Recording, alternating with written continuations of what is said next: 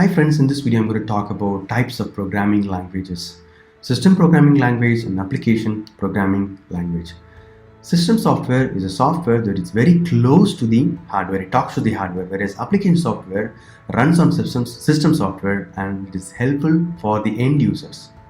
So let's see what is system software.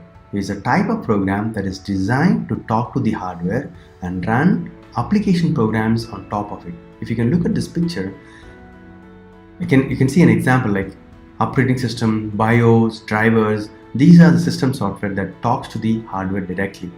So some examples like graphical user interface, drivers, BIOS, assemblers, and then operating system.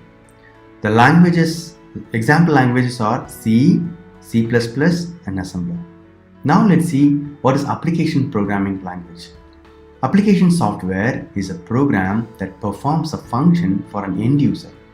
So if you use your mobile apps, there are so many apps for ordering your car, like booking your car, booking your hotel. So these are the examples for application software. And there are so more examples like email, web browser, games, ERP, applications like Flipkart, Paytm, accounting software. So these are the softwares that are created using application programming language. Then what are the examples for these languages?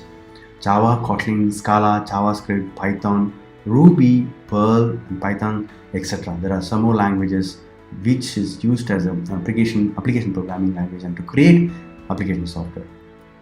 In this picture, you can see how it's been categorized, how the system software and application software.